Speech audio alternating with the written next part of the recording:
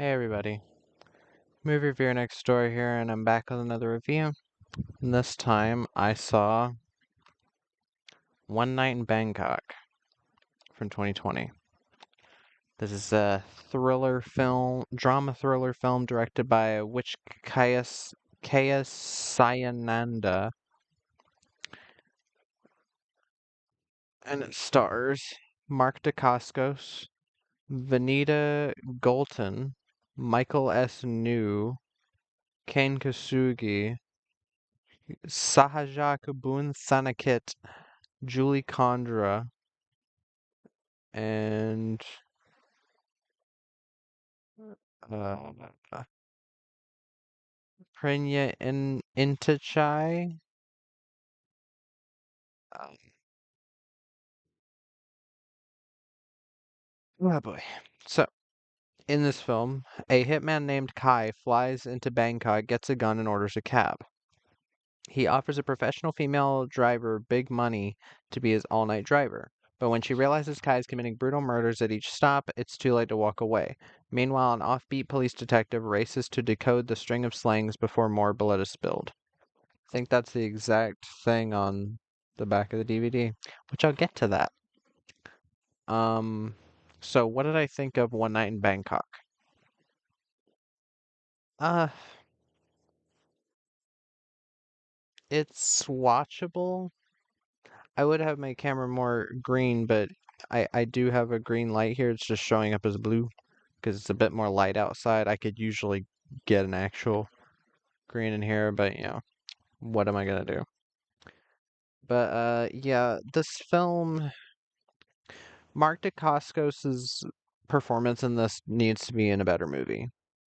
I'll say that. There's some good things about this film, but the film itself just doesn't measure up to certain things in it. So, let me get to the cast. Mark Dacascos plays Kai Kahale. He's a Hawaiian. He's on this like weird task of killing certain people, and you learn why throughout the film. I'm not really going to give that away. Um, I really like Mark Dacascos. I think he is a very talented actor slash martial artist. He's been in. I haven't seen most of his like better liked movies. I've seen. Uh oh God, I saw it on VA33, which was a horrible fucking movie. Uh, at least he got a like fight in that. I don't know. John Wick Chapter 3, Parabellum, he's the like guy that's a super fanboy of John Wick. I loved his acting in that. I thought he was one of the best parts of the movie. Um, he was in Drive with Kadeem Hardison, which I've heard many people praise that film for how awesome it is, even though it's direct to video. Um, Lucky Day was a fun crime thriller. I'd love to give that a rewatch. I remembered really enjoying it. He's not a big part in that, but I did enjoy him. But Mark Dacascos is he's one of those actors that never got as big as he deserved to get because he's a very insanely talented martial artist. You can watch even like some of his lesser movies like Kickboxer 5 or like not lesser but lesser known. A lot of people don't even know that Kickboxer 5 exists. And you can still see his martial arts. That film could be a martial arts showcase for him, and acting wise as well. Because from what I remember, he acted very well in that, and his martial arts were on full force. And also, that movie came out before Double Dragon, which is apparently a horrible movie that barely shows off his martial arts. And they're like, watch the star of the upcoming Double Dragon, which is like, okay, the upcoming blockbuster or whatever. But no, he gives a great performance here. I think he really works here. A lot of people say he's wooden. I disagree. But Vanita Golton plays Fa, who is his driver. I actually liked her as well. She starts out a teeny bit wooden, but I think she does get better as the film goes along, shows some genuine emotion. I did enjoy her. Michael S. New plays Dom. Um, really nothing to say about his character. He's very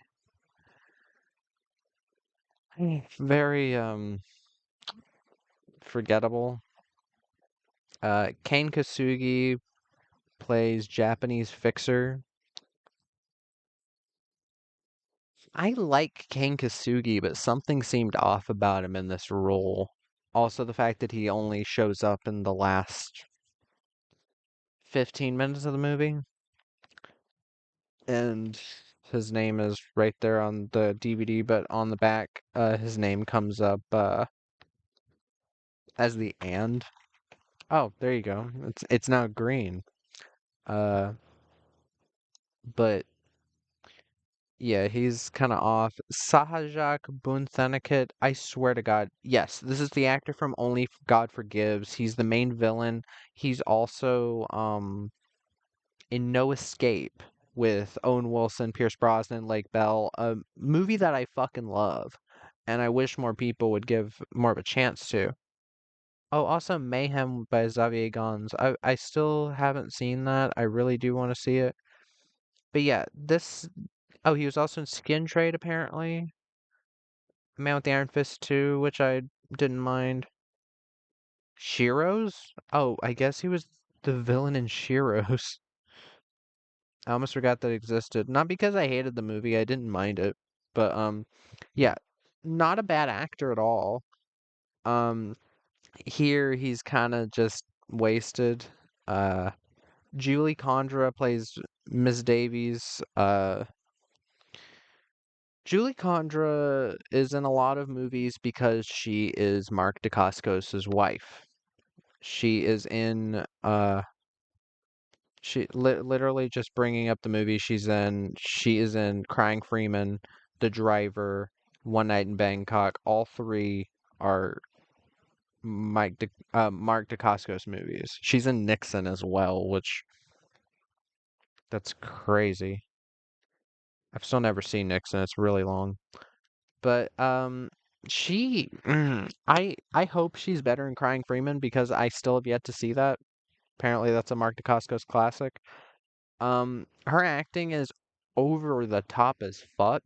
Like she's like, I you think that you have a hold on me, but you don't. It felt like soap opera acting. Like really over the top soap opera acting, and I really was not into it.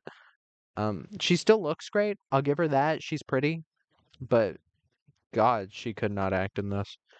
And Prinya Intachai plays Calm, who I'm pretty sure is the cop that's after Mark Dacascos' character.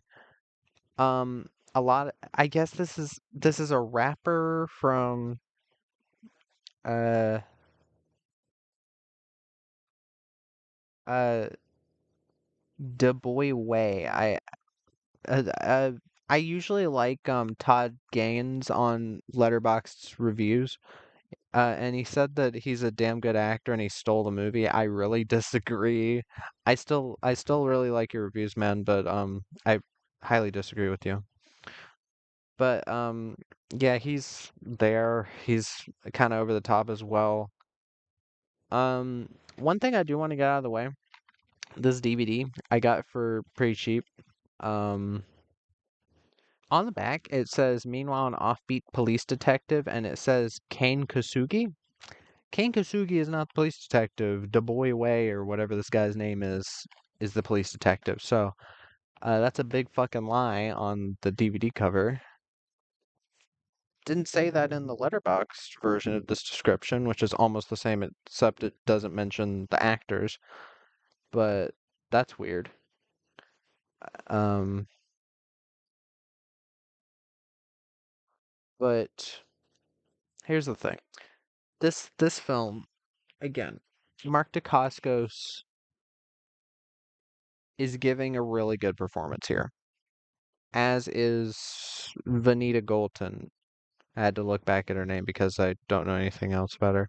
This is apparently her first performance as well, her first film. I do think she does a great job, especially for a first performance. These two together deserve a better movie. Now, the reason a lot of people know Witch Kaya Sayananda I can't believe I actually said it that time, is because he did Ballistic X vs. Sever, which is a film I have reviewed. I didn't mind it. I thought even though the story was kind clearly like it felt like there was a clear story that could have been developed upon. I feel like it was a movie that was supposed to be like 2 hours long, and there's a lot of backstory missing. So a lot of these characters feel very not fleshed out. A lot of them feel very lifeless. Antonio Banderas and Lucy Liu's performances were not good, and I think a lot of that had to do with the studio meddling. That meant a lot of things were rewritten from what they were supposed to be, what they signed on to as well. So you can you I can't really blame them for the performances. Um, and again, which KSI Ananda was taken off of. I'm just gonna call him Chaos from now on. Chaos was taken off of the film as director. So I can understand the frustration with that, and very easily the company involved with producing it, Franchise Pictures, fucked over a lot of people's careers, including Chaos. And it sucks because I didn't mind Ballistic X for Sever, and I thought there were quite a few things in it that could have been built upon to create a more like impactful film. I feel like it could have been one of those action movies that has crazy action, but also like a very heartfelt story. And while it tries, a lot of its bits like failed. But we're not talking about that movie, and it is almost 12 minutes into the video. Um, One Night in Bangkok is his most recent film. He's made a few other films: Dead Earth, The Driver, Zero Tolerance, Tekken 2 with Ken Kasugi, which has an insanely low rating. I've never even seen the first Tekken movie with John Fu. They both have the same rating, 2 out of 5. I doubt they're that bad. I'd like to take a look at them sometime. But this film, its big issue is its pacing. It's an hour and 45 minutes. The main threat, basically, to this movie is eliminated an hour in. And it takes a while to get from the main threat to the final threat of the movie, if you catch my drift. And it's like it just doesn't feel like it progresses the way it should. I feel like if the conversations that Mark Dacascos and Vanita Golton were having were a bit more interesting, I'd be more invested and it wouldn't feel as boring. And again, they're giving good performances even with the kind of rough dialogue at times. But there are bits where I'm like, okay, I can see like a friendly chemistry between them, and it sucks that the dialogue isn't really helping anything. Um, so yeah, that's a big issue. The writing again is kind of went meh. A lot of this film is taken up by, most of this film is taken up by the girl driving, or the woman driving, and Mark talking to her, or Mark's character talking to her, asking a lot of random stuff. And I would compare this to Collateral, but I remember Collateral having a lot better dialogue. I remember the action scenes being pretty impactful at times, even shocking. In this film, the moments that are supposed to be shocking are kind of just eh, because this isn't really an action film. And I wouldn't exactly call Collateral an action film. I'd again say it's more of a thriller. But I don't know, there seemed to be more energy in Collateral. And this one, there's a gunfight at the end. That's about it. But it's very just like, oh yeah, point and shoot, point and shoot, point and shoot. And really nothing crazy to it. If I see one fucking person compare this to John Wick, I will actually murder you. I'm kidding. I won't. I'm in a video game. In a video game. So YouTube doesn't kill me. In a video game. uh, but I'm just tired of idiots saying that type of shit where they're like, "Oh yeah, every movie is compared to John Wick." This is not compared to John Wick. This is compared to Collateral, and Collateral is a much better movie. Um, but the that's a big thing. A lot of the action scenes are very meh, and I wish that a movie like this would take advantage of Mark Dacascos's martial arts sensibilities, especially since the director has done martial arts movies. Ballistic Expert Sever had the scene where Lucy Liu was fighting off the guys with the batons, and I actually enjoyed that. You have Zero Tolerance, which is a film that had Scott Adkins in it, so you have to know something. And Tekken 2, which is again a fighting game movie, but whatever. But yeah, the action really isn't impactful, or the hits aren't that impactful. Um, again, pretty much all of the acting from everybody else is very meh compared to Mark and Vanita. Um, the frickin' oh yeah, the audio in this film sucks so often. It like there are big parts of this film that whenever characters are slightly raising their voices or even yelling, the mic is peaking, so it sounds like it sounds like that and it sucks. It's not good filmmaking, and if anything, it took me out of the movie. When you have blatant issues like that, like a bad or faulty mic setup, yeah, it can ruin parts of the movie. So definitely some amateur stuff going on. I know that this is probably a super low budget movie. I could not find, well, oh yeah, the budget was 2.1 million. Yes, super low budget movie, but still there's no excuse for faulty mic setup. You can refilm it. You're filming digitally. You can do whatever you want. It wouldn't take that long to refilm the few moments that it happened in. Like, especially if you have real time replay. But yeah, but